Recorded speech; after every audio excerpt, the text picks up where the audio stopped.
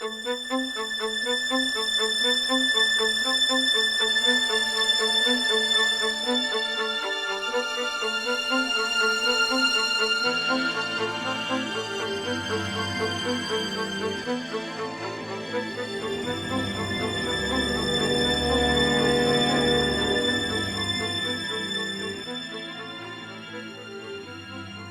I've asked Lila Rose, the president of Live Action, to share with us some of the information that she has gained from some shocking undercover video of a New Jersey Planned Parenthood clinic in which it appears the clinic organizer there, manager, is helping to facilitate, if not cover up, sex trafficking. Lila, welcome to FRC and to our program today. Thanks, Tony. Thanks for having me on.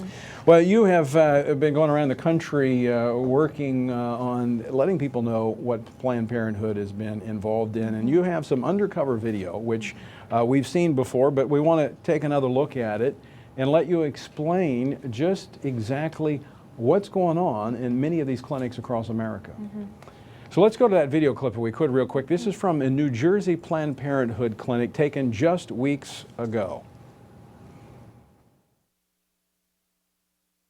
See, because we might need to just get them in here as soon as they get in here, you know, from out of the country, why not just get them checked out immediately? You know, that way we know ahead of time. Yeah, exactly. Yeah. Okay. I'm assuming most of them were coming in illegally, right? So it's Yeah, not so like they're they're not getting going to have all the, pre-tested beforehand. exactly. Yeah, we're not going to know their health. and we don't do, you know, immigrants welcome. We don't require social, you know. Cool. We try to keep everything as confidential, you know, everything as possible. The only stuff that ever gets shared is like with the State Department, you know, positive results and stuff like that. All right, Lila, put that in context for our viewers. What was just taking place there? What you just saw there was what we've been investigating now at Live Action for almost 4 years, which is that Planned Parenthood institutionally covers up the sexual abuse of young girls, of children. But what you're seeing on the tape more specifically is we had actors, before in the past we've had actors posing as underage girls, saying that they were being sexually abused and that abuse was covered up. But in this video, we had actors posing as the traffickers themselves, going in and saying, we traffic the underage girls. We sell them, we exploit them commercially. Some of them are imported from other countries.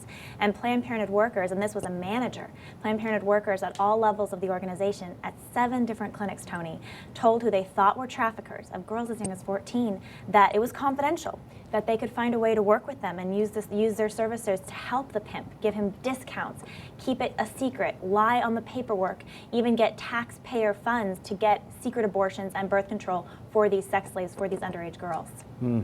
Now we're going to talk in a moment. We have a number of experts, and you're going to want to hear what they all have to say. We're going to look at the international aspects of this. We're going to see what the federal government is doing to address this issue. But the reason I wanted Lila to come on today as we started this program, because Lila, we were together a few weeks ago on this issue of specifically on Planned Parenthood. But why I think this is important to Americans is that what you just said, in 7 clinics you saw this, and these are clinics that are actually being supported with tax dollars. Exactly. And we're talking about an organization, Planned Parenthood, which is the biggest abortion chain, but is also getting over $333 million of its billion-dollar budget from taxpayers, federal, state, and local funds. And the clinic that you just saw on the tape, where the manager is telling the pimp of underage girls, of these young victims, saying that we'll keep it confidential, we can get you these secret services, lie about their age, that was a tax-funded clinic. That was technically a Title X clinic getting several $1,000s from ultimately the federal government. So we're talking about money that's coming from taxpayers that's going directly into abortion clinics that are furthering the victimization of young girls across our country. Now, most people, I would think, when you're going to a healthcare provider, that would be a place where if you were trapped into something like this, you could maybe hope to find help, somebody who would find a way out for you or alert authorities that you're a sex slave. Exactly, and Tony, I mean, that's exactly the point here. These are mandated reporters for sexual abuse. Planned Parenthood clinics in pretty much every state, there's some form, usually very strong forms of immediate mandating reporting for any suspected sexual abuse of children.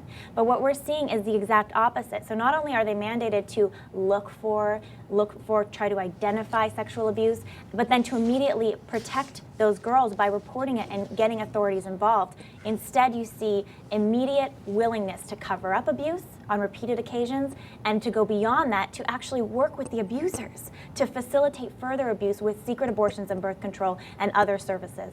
Now, in this latest round of videos, you went into how many clinics? 7 different clinics, all levels of the organization, from the manager to the head supervisor to the front level staffer. But you have been kind of doing this work on Planned Parenthood for over 4 years now and have gone in over a dozen clinics in all. Is this what some would say, well, you know, you're going to have a bad apple here and there? Well, first of all, like you said, we've done over a dozen. We've done 17 clinics now across the country in over 7 different states. And I think the question of bad apple or is this an institutional problem is answered by the spokespeople of Planned Parenthood themselves. The spokesperson defended Planned Parenthood employees' behavior in these tapes, the willingness to aid and abet sexual trafficking of children, by calling it professional behavior. We were just answering their questions. We were just giving them the services that we give out. They don't draw a distinction between abusers and rescuing victims. Their concern ultimately is abortion first and putting powerful hormonal birth control drugs into young girls. The other thing, too, that I don't think a lot of people realize, but Planned Parenthood is actively lobbying against mandatory reporting requirements for health providers, like in the state of Illinois. Just recently, they started lobbying against a provision that would require clinics at all levels to ensure that they report abuse. But they're saying they don't want that requirement. It's too much of a requirement. So they don't like to report abuse. They refuse to report abuse, and they're ultimately furthering the victimization of these girls. Lila, one final question. You're going to be our youngest guest on the webcast, and I want to commend you for your, it's like such a young age, taking on an issue that is so important, yet the outcome so profound on the future of our country. Folks, you're college kids. I know you just graduated, but you're in that same age category. Do they understand what's going on here? I think they're beginning to. I think there is a lot of lack of awareness or understanding on college and high school campuses, but the more we get this evidence out there, when we show these videos or we pass out our magazine, The Advocate, other things like that, young people are just shocked and they're upset, they're outraged, they want to get involved, they want to stand for the protection of the unborn child, and they want to stand for the protection of women, young girls that are victimized by Planned Parenthood and other abortion clinics. Well, Lila, thank you for pulling back the curtain and let America's